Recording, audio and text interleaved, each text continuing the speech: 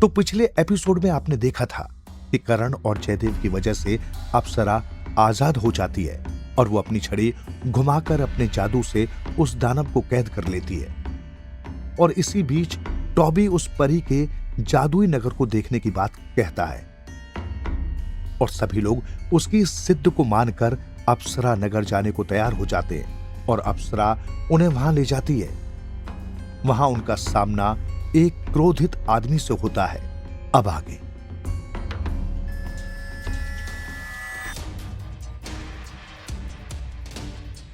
वो क्रोधी आदमी सोचता है कि करण और उसके दोस्त कोई आक्रमणकारी हैं और वो तुरंत अपने सैनिकों को बुला लेता है। सैनिकों! नहीं पिताजी, रुकिए, सुनिए मेरी बात। सैनिकों, ये हमलावर हैं, इन पर हमला कर दो।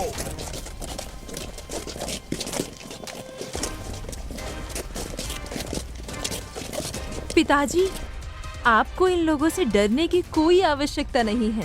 ये सब मेरे मित्र हैं। ये आपके पिताजी हैं? हाँ। मित्र? तुम इनसे कौन से स्थान पर मिली थी पुत्री? ये कर्ण है पिताजी। आपको नहीं पता, इसी युवक की वजह से मुझे उस श्राप से मुक्ति मिली है और ये सब इनके मित्र हैं। अच्छा, बहुत बहुत धन्यवाद पुत्र। मैं अपनी पुत्री को यहाँ पर देखकर अत्यंत प्रसन्न हूँ। मैं आपका आभारी रहूंगा। कोई बात नहीं महाराज, ये तो मेरा फर्ज था। वैसे आपकी पुत्री ने भी हमारी अत्यधिक सहायता की उस दानव से बचने में। अगर ये ना होती तो शायद आज हम सब जिंदा भी ना होते। हाँ, करण बिल्कुल सही कह रहा है। हाँ, करण बिल्कुल सही कह रहा है।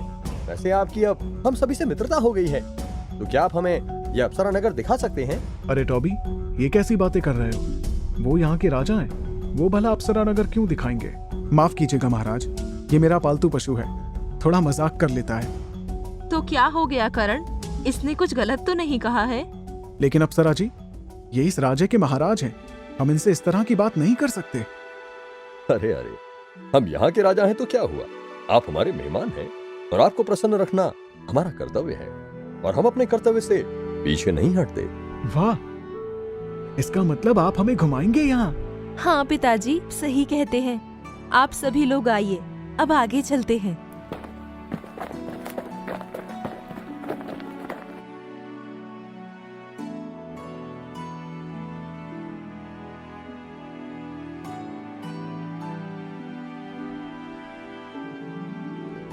तभी अप्सरा उन्हें एक ऐसी जगह पर ले जाती है जहां पर एक बेहद सुंदर झरना था जिससे एक विशेष प्रकार की सुगंध आ रही थी और उस झरने के आसपास का दृश्य अत्यंत आकर्षक था।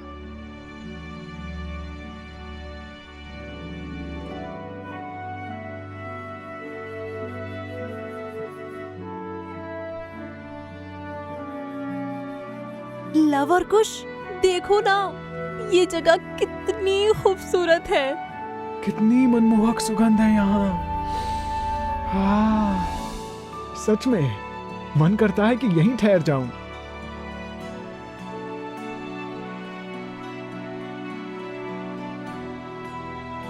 आप सभी का अप्सरा नगर में स्वागत है।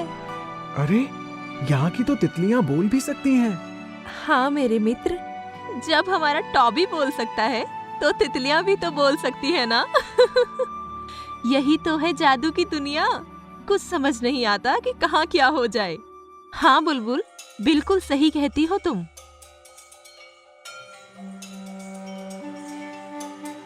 अप्सरा राजकुमारी, आपकी जगह तो अत्यंत मनमोहक है। आप सभी को भूख लगी होगी, महल के अंदर चलिए और सभी लोग खाना खा लीजिए।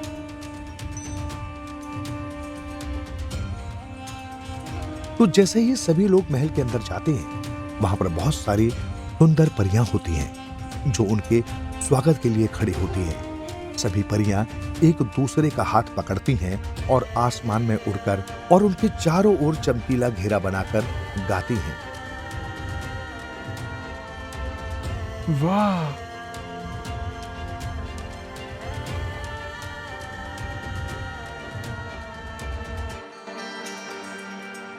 तभी भोजन करने के थोड़ी देर बाद अब हमें यहाँ से चलना चाहिए। हमें जल्दी वधिराज को ढूंढना होगा। वक्त निकलता जा रहा है। राजकुमारी जी, मैं भी आपसे यही कहने वाला था। चलिए अब चलते हैं।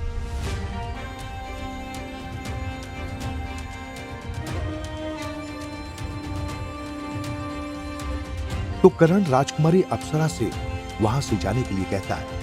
तो अप्सरा फिर से जादुई घेरा बनाती है और करण और उसके मित्र उन्हें उसी जगह पर पहुंच जाते हैं।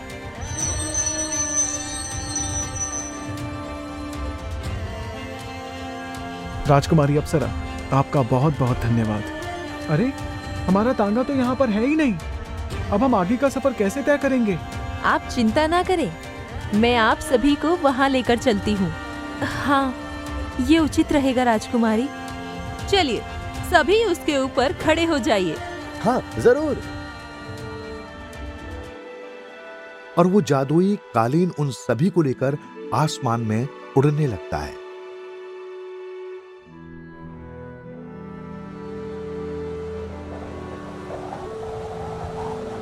कितना मनमोहक दृश्य है। हाँ, अब ऐसा लग रहा है कि सफर काफी अच्छा है। हाँ भाई, तुम बिल्कुल सही कहते हो।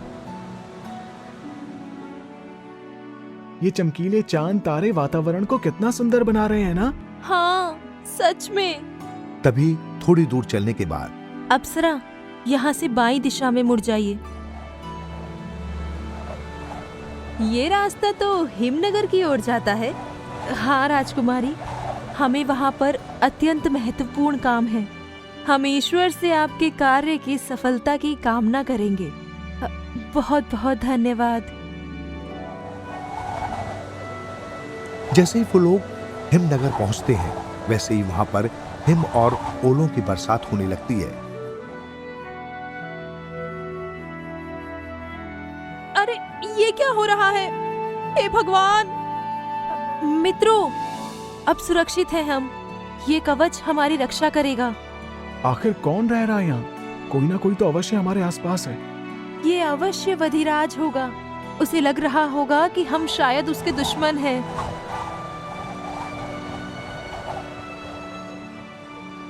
कि टॉबी की नजर वधिराज के ऊपर जाती है। अरे वो देखो, एक बड़ा सा प्राणी उस हिम के बने हुए पहाड़ के पीछे है। उसकी आंखों से ये सारे हिम के गोले निकल रहे हैं। राजकुमारी अप्सरा, आप इसी क्षण वधिराज की आंखों को जादू के सहारे ढक दीजिए। तभी अप्सरा अपनी छड़ी घुमाती है और वधिराज के आंखों में एक सफेद रंग की एक जादुई पट्टी अपने आप बन जाती है। तुम सभी को छोड़ूंगा नहीं मैं। ये सब उचित नहीं हो रहा है। खोलो इसे। इसी बीच करण और जयदेव उसको काबू में करने के लिए उसके पास पहुंच जाते हैं और तभी दुर्भाग्यवश वो अपनी आंखों की पट्टी खोल लेता है। तत्पश्चात वो करण के सीने के ऊपर पैर रखने के लिए आगे बढ़ता है। करण!